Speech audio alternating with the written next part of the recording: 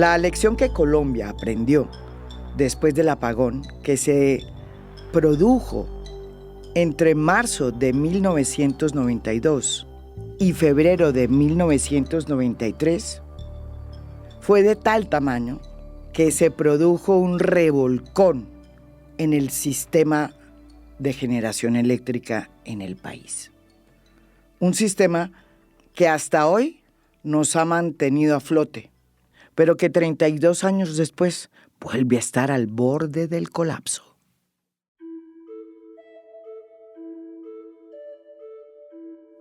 En 1992, cuando se produjo ese drástico apagón que impuso el gobierno Gaviria, las razones que nos dieron a los colombianos eran claras y las entendimos. Dependíamos en más del 80% de la generación hídrica que provenía de las hidroeléctricas, muchas de las cuales no habían podido entrar a operar y su demora coincidió con la caída de los embalses, que llegaron a niveles históricos. Y Colombia se apagó, como lo contamos ya en el primer episodio de esta serie en que a fondo prende el foco sobre un posible apagón. Pero la verdad es que ese niño de 1992 que tanto nos golpeó, llegó en un momento crítico en el que había una crisis financiera en varias de las empresas de energía, pero sobre todo en un mercado que estaba muy mal interconectado, porque ISA, que era la compañía estatal en ese momento encargada de hacer esta interconexión, había cometido muchos errores y el país realmente no estaba interconectado. Se cometieron errores como dejar de lado el mantenimiento de todas las generadoras térmicas que estaban previstas como respaldo cuando las hidroeléctricas no pudieran generar energía por cuenta de la llegada de un niño. Cuando estas termoeléctricas se fueron a prender, no funcionaron y el país se apagó. Hoy, en este nuevo episodio, vamos a hablar de ese sistema que se creó después del apagón, de cómo funciona y de por qué, después de 32 años, volvemos a estar en las mismas. Y cómo, a pesar de que el ministro de Minas, Andrés Camacho, diga que no hay de qué preocuparnos, la verdad es que si no se toman las medidas correctas, es muy alta la posibilidad de que el año entrante Colombia vuelva a apagarse. Antes de 1992, el modelo que existía de energía en Colombia era un monopolio estatal. El Estado era el encargado de la generación de energía, de la transmisión y de la distribución. Es decir, estaba en toda la cadena de valor del recurso energético, incluso en la comercialización. Luego de lo que sucedió en el apagón y de que el país aprendió la lección, se aprobó la Ley 142 de 1994, en la que se le abre la puerta a la inversión privada para que entre a generar energía, a transmitirla y a distribuirla y a comercializarla. Y el Estado queda con la función de regular y de vigilar que la libre competencia se imponga y que no haya monopolios que la distorsionen. Es entonces cuando se crea la Comisión de Regulación de Energía, Gas y Combustibles, que se conoce como la CREC, una entidad que está adscrita al Ministerio de Minas y Energía y que es la encargada de regular desde el Estado los servicios de electricidad y gas. Y por el otro lado, se establece que será la Superintendencia de Servicios Públicos la que vigile el buen comportamiento de esas empresas en todas las cadenas de valor del recurso energético.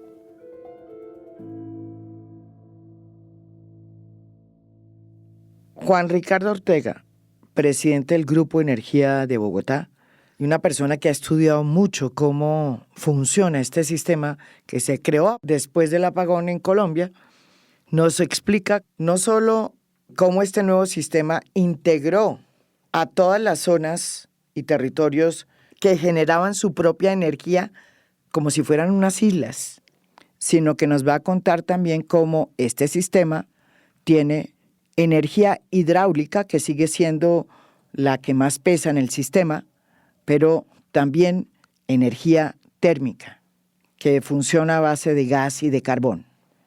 Hace unos meses, cuando estuvimos a punto de sufrir un apagón, fueron precisamente esas térmicas las que impidieron que Bogotá se apagara. La génesis de este sistema la explica muy bien Juan Ricardo Ortega. Tú habías tenido unos apagones antes. Colombia se desarrolló como islas. Tú tenías Bogotá, que tiene todo lo que es Pagua, que es todo el río Bogotá y múltiples generadoras con base en la caída del agua. Después tuvo Guavio y la parte de Antioquia, pues tiene toda la parte de Guatapé y todos los desarrollos del río Nares, San Jorge, y la parte del centro de Manizales tenía la Check. Y se descubrió con todos estos apagones que tenía que tener un sistema interconectado y se hicieron unas líneas que permiten toda la traída de energía de las diferentes partes para que si alguno no tiene, el otro pueda generar. En la dependencia del agua, Colombia, el 70% de la energía sale de hidros, aunque solo tenemos el 60% de la potencia. La potencia son las máquinas que te pueden generar la energía, pero si no hay agua no sirven para nada. Y eso hizo que se tuviera que hacer una inversión muy importante en termoeléctricas, y esas termoeléctricas en este niño generaron el 55% de la energía, aunque no son sino aproximadamente un 30 y pico por ciento de la potencia. Entonces tú tienes máquinas que pueden generar, y si tienes agua, tienes la energía que esas máquinas pueden generar. Lamentablemente, buena parte de las hidroeléctricas de Colombia no duran mucho tiempo, máximo un mes. La única que dura hasta 3 meses es Guatapé, pero el resto se quedan sin agua. Si tú las utilizas tiempo completo para generar todo lo que pueden generar, se quedan vacías. Y el gran reto del sector es cómo tú utilizas esa agua para cumplir los contratos que tienes. El Grupo Enel tiene contratos hasta 5 años y tiene que entregar la energía sí o sí. Si se queda sin agua, le toca salir a comprarla. En el mes de abril nos quedamos sin agua y nos tocó salir a comprar y perdimos muchísimo dinero. El mercado de la energía es un universo integrado por unos protagonistas claves para entender cómo funciona todo el sistema. Cada uno tiene su propio papel y debe funcionar acorde con todo el andamiaje. Primero están los generadores de energía, que son los que explotan el recurso y los que venden ese recurso. Las generadoras son las responsables de producir la energía mediante plantas de generación que pueden ser hidráulicas, eólicas, solares o térmicas, entre otras. Entre los más importantes generadores están Isagen, EPM, Enel, Celsia y AES. El segundo protagonista son los transmisores. Son los que transportan la energía para llevarla a los pueblos, a las ciudades, por medio de las líneas de alta tensión que todos vemos. Y eso lo hacen empresas como ISA o como el Grupo Energía de Bogotá. El tercer actor es el distribuidor, que es aquel que está en el sitio y el que le lleva a usted a su portería la luz, la energía. Aquí en Bogotá es Codensa, en la costa es Aire y Afinia, aunque Aire y Afinia están en serios problemas. Y en otros lugares Celsia y Enel. Los distribuidores necesitan comprar la energía para poderles llevar a su casa.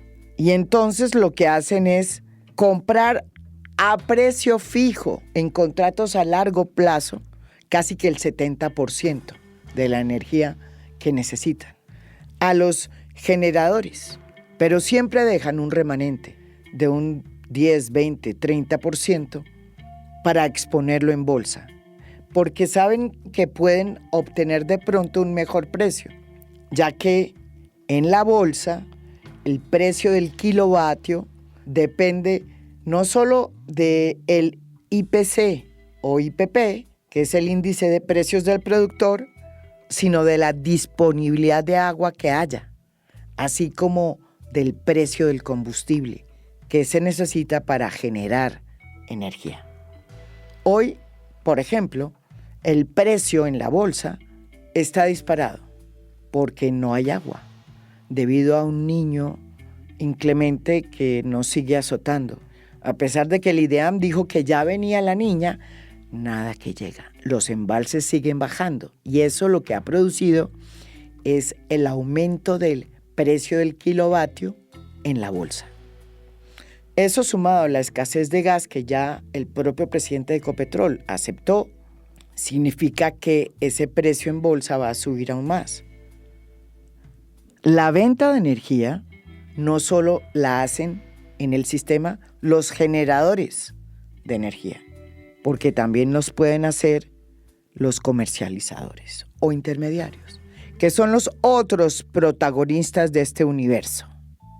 Otro protagonista muy importante, porque es el que pone orden a este mercado, es la empresa XM, que es el operador del sistema interconectado y el administrador del mercado de energía mayorista de Colombia. XM se encarga de articular la interacción que debe existir entre los distintos protagonistas que hemos señalado, entre los generadores, transmisores, distribuidores y comercializadores de energía que hacen parte del sistema interconectado nacional. Y a la cabeza de este sistema está la CREC, de la que ya hablamos, que es la Comisión de Regulación de Energía y Gas, la encargada de reglamentar a través de normas jurídicas para que las empresas puedan asegurar la prestación de los servicios públicos. Aunque esta entidad fue concebida como una entidad autónoma al estilo de la Junta del Banco de la República, en realidad es una entidad técnica integrada por 9 miembros, de los cuales 3 son del gobierno. El ministro de Minas es el presidente de la Junta y también tienen asiento allí el ministro de Hacienda y el director de Planeación. En este gobierno, el presidente Gustavo Petro no ha podido nombrar a los 6 miembros restantes que deben ser técnicos, según las estipulaciones planteadas por la ley. Y en muchas ocasiones, esta entidad no ha podido sesionar por falta de quórum. Hace poco nombró a 3 en propiedad, pero le faltan otros 3. Ha hecho aún más difícil que se tomen las medidas que deben asumirse en un momento crítico donde el sistema está mostrando cansancio y fatiga. Porque además de que nos llegó un niño duro acompañado del cambio climático, Colombia dejó de construir proyectos hidráulicos hace mucho tiempo. Y los nuevos que tienen que ver con el desarrollo de energías eólicas y solares están también demorados y son insuficientes, lo que hace que haya menos oferta en momentos en que se triplicó la demanda de energía.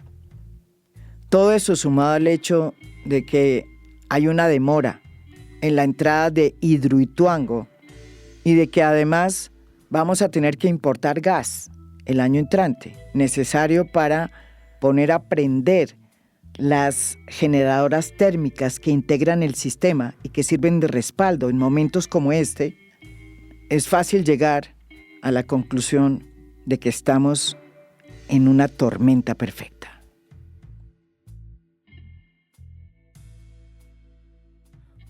Juan Ricardo Ortega nos cuenta aquí cómo es que funciona el sistema en materia de compra-venta de energía. Un 80% de la energía que las empresas serias la contratan a largo plazo, las empresas públicas lamentablemente son muy desordenadas y no son capaces de hacer contratos a largo plazo y son mal manejadas y no cumplen. Pero las empresas serias como EPM o como Enel compran la energía con 5 o 6 años de tiempo con certeza a un precio fijo en un 80-85%, y el resto tú vas cuadrando en la medida que lo que veas que esté pasando en el país. Si hay agua suficiente, puedes confiar un poco en lo que va a pasar en la bolsa. Si ves riesgos de un niño, tratas de comprar el 100% de la energía con antelación. Entonces tú tienes unas cosas que se mueven en paralelo y todos los días la energía que la gente utiliza además tiene que pagarla al precio de bolsa. Nadie puede gobernar cuánta energía se va a demandar. La energía es caprichosa. Tú prendes un bombillo cuando quieres y uno tiene que ponerte esa energía inmediatamente porque si no el sistema se pone inestable, y al final del día XM, que es una entidad trascendental del Estado colombiano, es la que cruza todo lo que estaba en contratos y lo que se consumió adicional tiene que pagarlo al precio de ese día. Y eso te da ideas de la escasez. Es lo que falte más que lo que sobre. Lo que falta de electrones para abastecer la demanda, la tuviste que pagar al precio del último generador de ese día. ¿Y por qué se utiliza el último generador de ese día, que es el más costoso? Porque es la idea de lo que el país necesita conocer de precios para que se den las nuevas inversiones. Si no se invierte y no hay nuevos proyectos, vas a tener una crisis otra vez como la que se tuvo en los 90. La gente necesita entender que va a poder recuperar lo que invierte. ¿Y cómo sabe eso? Porque hay gente dispuesta a pagarle un monto cierto para poder invertir. Y eso es lo que en Colombia en este momento está un poco en tela de juicio. Las señales para que se inviertan lo que nosotros estimamos deben ser 12.000 millones de dólares de nuevos proyectos de generación en solar y eólico, no se van a dar si no se da claridad de cómo se van a remunerar esos proyectos. En los últimos años la demanda de energía se ha triplicado en Colombia y la oferta, como ya hemos visto, se ha ido reduciendo, pero sobre todo la demora en la entrada de la hidroeléctrica Hidroituango y la lentitud con que avanzan los proyectos de energías eólicas y solares son en realidad los problemas más serios que enfrenta el sistema. Porque si no hay oferta, pues no vamos a sostener el embate del cambio climático, ni todos los niños que nos van a llegar. Aquí nos lo explica muy bien a fondo el exministro de Minas y Energía, Amílcar Acosta, un experto en materia energética. Entonces, tenemos un problema de que no entró Hidroituango. Hidroituango ha debido entrar en el año 2018. A la fecha están operando solamente 4 de 6 unidades. Esas 2 unidades restantes están haciéndole falta al sistema. Como están haciéndole falta los 2.400 megavatios que se asignaron en la subasta en el 2019 al 2021 para generar energía eólica en La Guajira. Y a la fecha, pues, ninguno de esos parques eólicos ha entrado. Eso hace que estemos en esta situación. Oferta en firme de energía. Tenemos aproximadamente 225 gigavatios hora día y la demanda está en 222. Es decir, que basta con que salga de operación una de las plantas importantes, ya estamos con dificultades para satisfacer la demanda. Pero la estrechez de la oferta obedece no solamente por déficit en capacidad de generación, sino también de transmisión. Desde septiembre del año pasado, cuando XM, que es la empresa, como dijo Juan Ricardo, que administra y opera el Sistema Interconectado Nacional, sacó un boletín diciendo que debido a que las líneas de transmisión que transportan la energía desde el interior del país a la región Caribe estaban sobrecargadas, estaban saturadas, no estaban en condiciones de transportar toda la energía que se demanda en la región Caribe y que por ello había una demanda no atendida, que es un término eufemístico para no emplear el término que es racionamiento. O sea, la región Caribe está en racionamiento del servicio de energía eléctrica desde septiembre del año pasado, incumpliendo un principio que está en la ley eléctrica, y es que el servicio se debe prestar con eficiencia, con calidad y con continuidad. Esto que está pasando en la costa es violatorio de esa ley. Ahora cuéntale, Juan Ricardo, lo que se ve venir para Bogotá, o mejor dicho, no se ve venir, ya se le Ya vino está pasando. a Bogotá, está pasando. que le va a pasar lo mismo que a la región Caribe. Pero ¿por qué no funcionan esas redes de transmisión? Porque no somos capaces de construirlas, María Jimena, porque son procesos que han generado muchísima oposición. La gente no tiene la conciencia de lo que le impacta a la sociedad no tener forma de abastecer la energía, porque no hemos logrado una coordinación entre todas las entidades del Estado para poder resolver los trámites, porque la gente tiene 1000 oportunidades de bloquear. La normativa así lo permite. Lo que llaman terceros intervinientes se volvió una forma en que unos intereses limitados pueden frenar todo lo que es el interés general de la sociedad.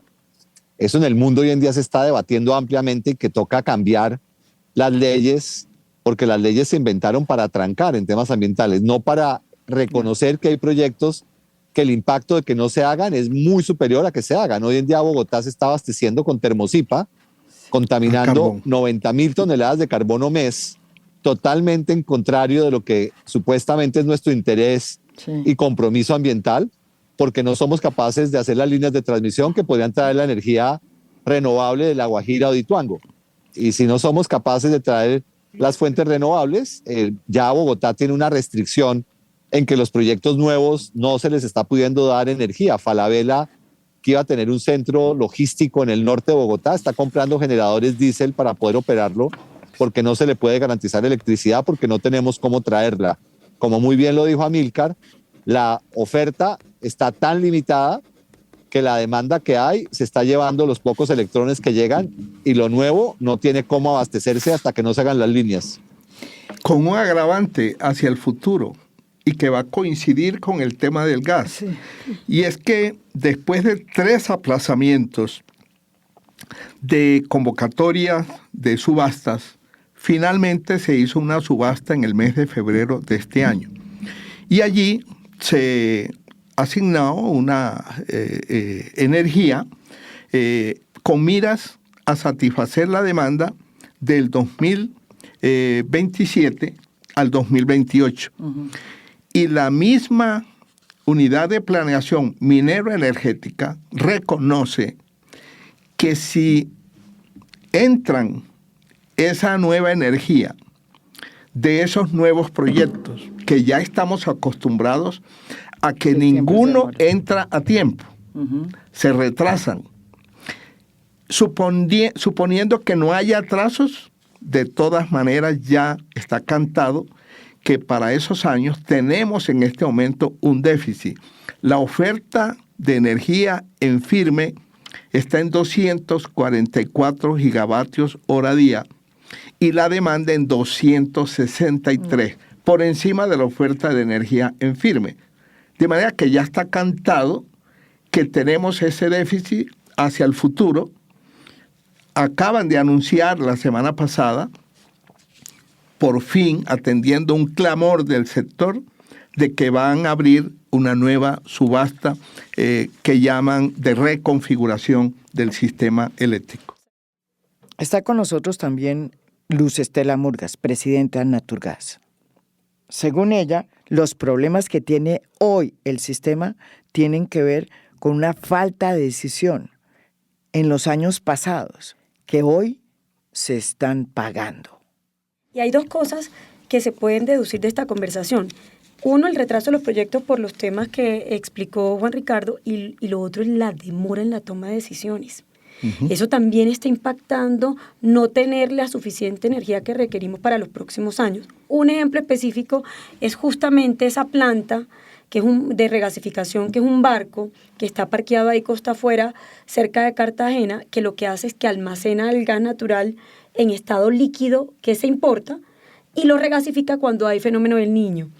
Esa decisión, dado que el gas local nunca era suficiente para respaldar la generación eléctrica cuando había bajas en los embalses, se tomó en el año 2010, Mara Jimena. En el año 2016, es decir, 6 años después, tuvimos finalmente el barco ahí parqueado cuando el fenómeno del Niño, 2015-2016, había terminado. 2010 se toma la decisión en un COMPIS. 2016 finalmente se materializa la traída de la planta y inicia operaciones. Y solo hasta el fenómeno del Niño, 2023, 2024, es donde esa planta cumple verdaderamente su finalidad de respaldarlo. Y como lo anunció Juan Ricardo, en los momentos más críticos del fenómeno del Niño que acaba de pasar, el 30% de la energía que consumimos los colombianos provino de la generación a gas. La Contraloría General de la República acaba de sacar una investigación en la que revela su preocupación por las situaciones que enfrenta el sector de la energía eléctrica en Colombia, pero sobre todo advierte que si las cosas no cambian de rumbo, es muy posible que hasta 10 millones de personas puedan quedar sin servicio eléctrico en distintas regiones del país, sobre todo en la costa Caribe. En esa región, las prestadoras del servicio son 2 empresas, Afinia de EPM y Aire del empresario Alberto Ríos. Esta segunda acaba de ser intervenida por el Estado, días después de que la empresa de Ríos le comunicara al país que solo tenía capacidad para operar 4 o 5 días más. Una intervención que le cuesta ya al país más de 4 billones de pesos y de la que todavía tenemos que saber cuál fue el acuerdo. La diferencia de tarifas en la costa del Caribe y en el interior es realmente abismal. Aquí, en A Fondo, el exministro Amílcar Acosta nos va a explicar cuáles son las razones para que las tarifas en la costa sean desde hace rato más altas que las tarifas que pagamos los colombianos en el resto de Colombia. Pero sobre todo nos va a explicar la incidencia que tuvo la decisión que tomó Iván Duque cuando planteó la opción tarifaria. Una medida que se impuso en la pandemia con el propósito de aliviar a los usuarios en la costa, porque congeló las tarifas, un hecho que la gente recibió como un regalo, pero que después se supo que no era tal y que en realidad era una deuda que los usuarios tenían que pagar. Bueno, pero empecemos por lo que tú estás diciendo, que fue una decisión que tomó el presidente Duque al amparo de la emergencia económica que se decretó debido a la crisis de la pandemia. Ahí hay un mea culpa para el presidente Duque. Y fue que en su momento, con todo criterio, se decidió que las alzas de energía no se aplicaran, puesto que la gente con confinamiento, con problemas de ingresos, de empleo y de todo esto, con una economía cerrada, había que aliviar el bolsillo de los usuarios. Entonces se dijo, durante este año se suspende el cobro de las alzas. Pero esa deuda quedó allí y empezó el taxímetro, porque además sobre esa deuda hay que pagar intereses, hasta que llegó a un monto de 5 billones de pesos. ¿Cuál es el mea culpa, a mi juicio, que le cabe al presidente Duque? Recordarán ustedes que del FOME, el Fondo de Emergencia, se sacó plata para pagar incluso la nómina de las empresas, sí, con el fin de retener el empleo y evitar que quedaran cesantes. ¿por qué no le pidieron a las empresas después que pasó la crisis que le devolviera, que ese fuera un crédito y no un recurso regalo a fondo perdido que dio el Estado? En cambio aquí, a los usuarios de energía no se hizo el mismo tratamiento. La gente pensó realmente que lo que había hecho el gobierno era congelar la tarifa.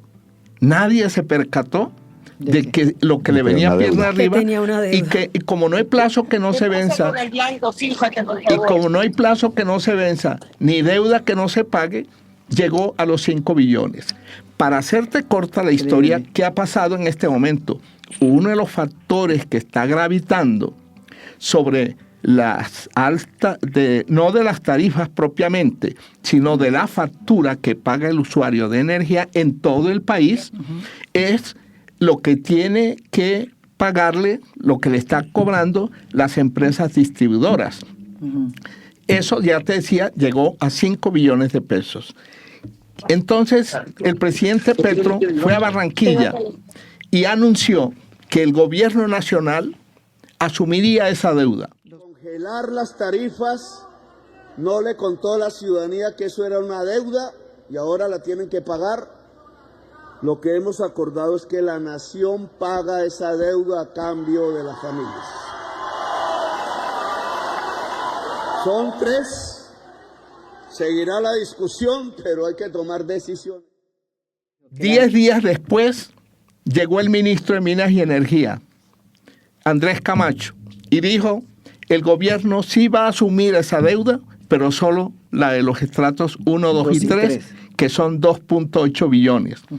Días después sacó una resolución que debía expedir, una resolución solicitándole a la CREC que la CREC sacara una resolución para poder implementar la decisión de que el gobierno nacional asumiría esa deuda. Ahí no termina el cuento, sino que después salieron a decir que para modo de que el gobierno pueda asumir esa deuda, tenía que tramitarse un proyecto de ley en el Congreso. Imagínense. ¿Y en qué vamos en este momento? Ante el anuncio de que iban a incluir este punto en el proyecto de ley de financiamiento, el presidente del Senado reaccionó, el senador Cepeda, y dijo que ellos no iban a morder ese anzuelo, porque lo que pretendían era meter en el proyecto de ley de financiamiento los 2.8 billones del pago de la opción tarifaria para que ellos le aprobaran la ley de financiamiento al gobierno, que no les jalaban. ¿En qué vamos? Hasta ahora lo que se sabe, lo que ha trascendido, es que esa deuda la van a meter en el proyecto de presupuesto para el 2025. ¿Eso qué quiere decir? Que el resto de este año todos los usuarios vamos a tener que seguir pagando el valor de la opción tarifaria. No. Eso tiene más dolores. O sea, la novela que describió Amílcar, casi con todo el romance, el drama y el abandono, es aún más dramática.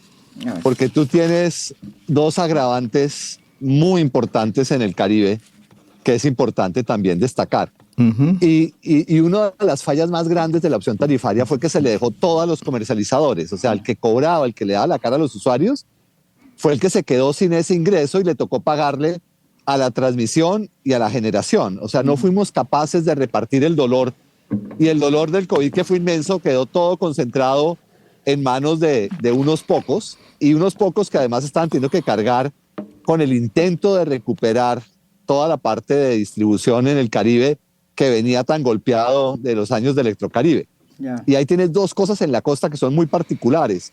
Uno, que tienes un aumento de un 30% sobre ese valor que ya es grande, y es donde los porcentajes son muy traicioneros. A la costa le cobran 30% de un impuesto de seguridad que se está aumentando sin ninguna justificación. En vez de ser un monto, es un porcentaje, y eso simplemente hace más doloroso el tema.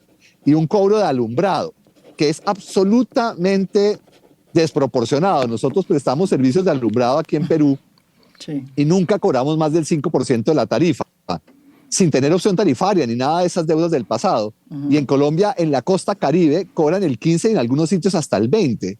Entonces tú tienes 3 problemas muy graves. Tienes el problema de la opción tarifaria, tienes el problema de esos costos de seguridad y de alumbrado que son un porcentaje, y tienes probablemente el mayor robo de subsidios de energía del país. Cuando tú miras los consumos en Santa Marta y en Riohacha, tienes estratos 1 que consumen 370 kilovatios hora. Yo nunca en la vida lograría ese monto de consumo ni teniendo toda la casa prendida. Para tú tener ese promedio en estrato 1, quiere decir que tiene que haber gente en estrato 1 de consumos de 2.500, 3.000 kilovatios hora día, que tienen que ser o negocios o casas con unos aires acondicionados fenomenales donde no están pagando el impuesto que se paga de subsidio a la energía y se están robando el subsidio que da el gobierno de 60% por los primeros 200 kilovatios hora. Ahí hay un tema de fondo en el Caribe de la estratificación que no se hace, y si esos subsidios se focalizaran bien y se le cobrara a la gente lo que debería pagar, habría dinero para poder darle plata a los que más lo necesitan. Aquí en Perú el subsidio lo dan con base en el consumo. Los primeros 50 kilovatios hora tienen un subsidio del 80%. No se mira con estratos, que es una desgracia en nuestro país. Sí, todo es con estratos. Con un agravante, Juan Ricardo, y es que a los usuarios de la región Caribe, y solo a los de la región Caribe, nos metieron una clavija. ¿Qué es cuál? ¿En qué consiste? En todo el resto del país, en la fórmula tarifaria que te decía, que tiene 6 componentes, el G, que es lo que pagan por la energía, el precio de la energía, es uno de ellos, pero hay otro que es PR, pérdidas reconocidas. Las pérdidas reconocidas en todo el resto del país son las pérdidas técnicas, que oscilan alrededor de 8.5%. Pero en la región Caribe, a través de una ley, en la ley del Plan de Desarrollo del gobierno Duque, se facultó al gobierno para establecer lo que ellos llamaron un régimen especial para la región Caribe, para atraer inversionistas que se hicieran cargo de reemplazar a Electricaribe. Entonces, como se trataba de poner bonita la dama para conseguirle pretendientes, cuando a uno le dicen, te voy a aplicar un régimen especial, uno aspira a que sea un régimen especial que me favorezca. Pero aquí el régimen especial, por el contrario, fue un atropello a los usuarios de la región Caribe, porque en ese régimen especial se estableció que además de las pérdidas técnicas, que ya te decía, oscilan alrededor de 8.5%, se cobran las pérdidas no técnicas, o sea, la energía que se roban. Pagamos justos por pecadores. Entonces, mientras en el resto del país pérdidas reconocidas son 8.5%, en la región Caribe es el triple, 24%. Según el experto Amílcar Acosta, no se puede cantar victoria hoy, como insiste en hacerlo el ministro de Minas, Andrés Camacho, diciendo que como ya se viene la temporada de lluvias, las cosas van a volver a la normalidad. Para Amílcar Acosta, el sistema tiene muchos problemas. No está en su mejor estado de salud, en precario estado de salud por todas las razones que hemos analizado aquí en A Fondo, y no está listo ni preparado para enfrentar los embates del cambio climático. Pero además, embalses como el de Guatapé apenas se están medio recuperando. Pero además, embalses como el de Guatapé, sin duda uno de los más grandes de Colombia, todavía está por debajo del 50% de su nivel de agua. Sí, cualquiera se imagina, María Jimena, porque como se nos anunció que ya estábamos en el fenómeno del Niño y se hizo viral, por decirlo de alguna manera, que ya se habían recuperado los embalses, entonces uno se imagina que ya los embalses están por encima del 80%. el último dato que tuve yo la semana pasada es que los embalses están solo en un 60%, que no es óptimo para los meses venideros. Sí. Y también porque es la impredecibilidad del comportamiento del fenómeno del niño y de la niña, porque conforme hemos tenido fenómenos de la niña largos, pasamos recientemente el más largo en este siglo, duró 3 años, el fenómeno de la niña. En el 2010-2011 tuvimos una niña que duró 2 años. Y fíjate, este fenómeno de la niña, aparentemente los meses venideros, octubre, noviembre, por las proyecciones que se tienen por ahora, es que vamos nuevamente a tener una etapa de neutralidad, es decir, que no vamos a tener las lluvias esperadas. Y ahí vuelvo al tema supremamente crítico de la no entrada de los parques eólicos en La Guajira, porque justamente el mayor mérito que tienen las fuentes no convencionales de energías renovables es que son contracíclicas. ¿Qué quiere decir esto? Que cuando el verano es más intenso y el nivel de los embalses es más crítico, en consecuencia, es justamente cuando tenemos vientos más fuertes para generar energía eólica y es cuando tenemos más horas de sol y mayor radiación solar para la energía solar fotovoltaica. Si nosotros contáramos con ese respaldo, con esa complementación de la energía hídrica y la térmica con la energía solar fotovoltaica y la energía eólica, tendríamos una matriz más resiliente, que no la tenemos. Hoy, lo único que puede mostrar el gobierno de la transición energética, que todavía no tenemos la hoja de ruta de la transición energética que prometió la exministra Irene Vélez en la COP27 en noviembre del 2022, todavía no la tenemos.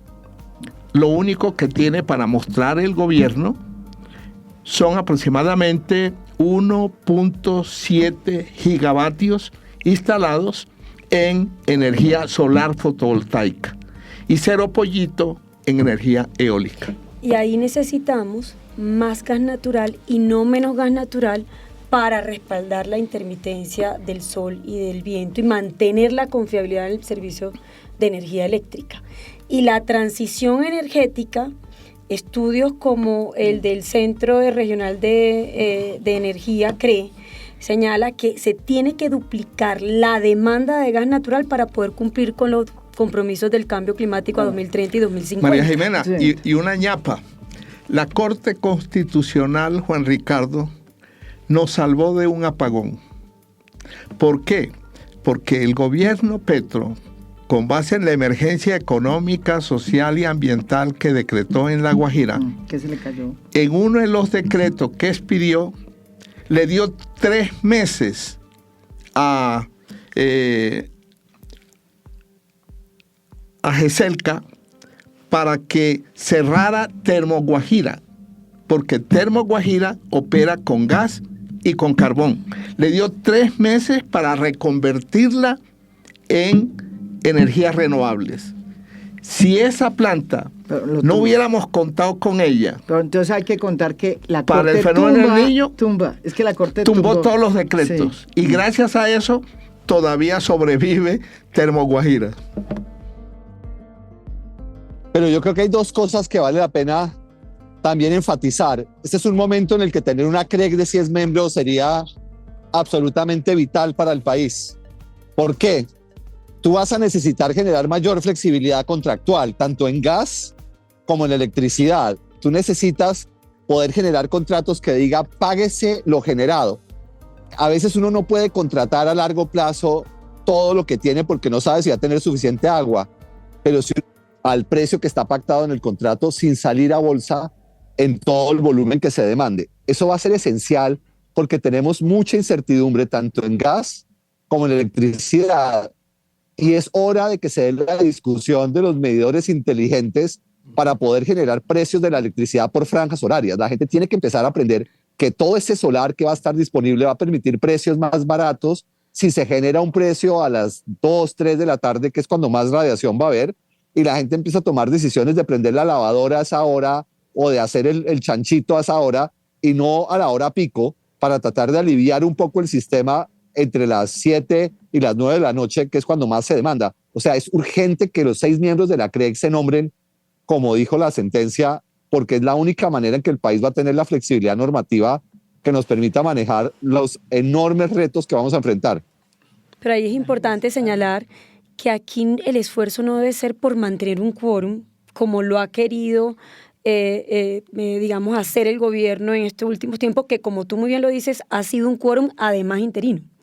Aquí el esfuerzo debe ser, como le dice Juan Ricardo, de tener los 6 comisionados en propiedad, porque además aquí estamos conversando solamente de energía eléctrica y gas, pero la CREC también trata de los asuntos de combustibles líquidos. Es decir, que el volumen del trabajo, la tecnicidad del trabajo, los estudios y los análisis que se requieren para tomar decisiones en unos mercados tan regulados como estos, amerita que estén los 6 en propiedad. Solamente pensemos en la curva de aprendizaje que requiere un comisionado que cada 3 meses llega nuevo a integrar la comisión para tomar las decisiones que son urgentes y prioritarias, porque estamos ante escenarios de escasez de energía y de gas. Entonces no es solamente mantener el quórum para cumplir un requisito de toma de decisiones, es realmente que los 6 comisionados estén en propiedad. El presidente Gustavo Petro ha dicho en muchas ocasiones que los responsables de este desajuste del sistema son los generadores, porque ellos privatizaron el sistema y se hicieron millonarios a costa de los demás. Le quiero preguntar a Juan Ricardo Ortega, que es presidente del Grupo de Energía de Bogotá, si lo que dice Gustavo Petro es cierto o no. Pues mira, nosotros en el Grupo Enel, donde yo soy miembro de la Junta Directiva, como accionista minoritario, Bogotá tiene el 43%, perdimos 1.4 billones de pesos en el esfuerzo de hacer Wimpech en La Guajira. Sí, y en la parte de la última hidroeléctrica grande que se hizo en Colombia, que fue Quimbo, todos los costos de compensaciones y de continuas exigencias de las autoridades ya van por encima de un sobrecosto de 1.8 billones de pesos. Tú estás hablando de plata que no estaba planeada, enterrada sin ninguna remuneración, de 3.2 billones de pesos en el caso de Enel. Y en el caso de EPM con Ituango, y Amílcar, que tiene memoria de elefante, con seguridad te da la cifra exacta, más de 10 billones de pesos de sobrecostos tuvieron con los desafortunados eventos que tuvieron en el proceso de la construcción. O sea, las empresas han perdido hasta la camisa. Pensar que esas empresas se han vuelto riquísimas no corresponde a la realidad, y que las utilidades sean grandes, son grandes porque tiene enterrado en este país un capital que muy pocos otros sectores lo tienen. El Grupo Energía Bogotá tiene enterrado en Colombia 28 billones de pesos apostándole al futuro del país. Y si eso le rinde el 10%, es un milagro. Si el gobierno se fuera a endeudar para hacer estas mismas infraestructuras, tendría que pagar en intereses por lo menos ese 10%. Luego, no es cierto en ningún momento que las utilidades de este sector son exorbitantes o algo por fuera de cualquier cosa normal. Uno podría sacar la plata y meterla en un CDT y le va mejor hoy en día. No tiene razones para palidecer Pablo Escobar. Las empresas hidroeléctricas ganan como si produjeran energía eléctrica en base al gas, cuando sus costos de producción son bajísimos respecto al gas. Un negocio así muy chévere. Pablo Escobar palidecería. ¿Por qué? Porque el presidente Petro manifestó que si Pablo Escobar estuviera vivo y se enterara de las utilidades que estaban teniendo los generadores, palidecería él, porque las utilidades son superiores al negocio del narcotráfico. Esto es A Fondo. Mi nombre es María Jimena Duzán.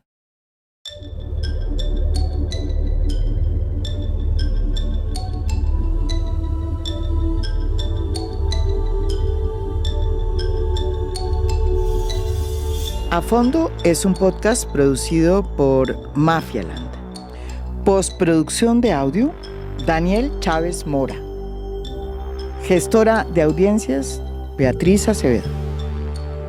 Música original del maestro Óscar Acevedo. Nos pueden escuchar también en mi canal de YouTube. Gracias por escuchar. Soy María Jimena Duzán.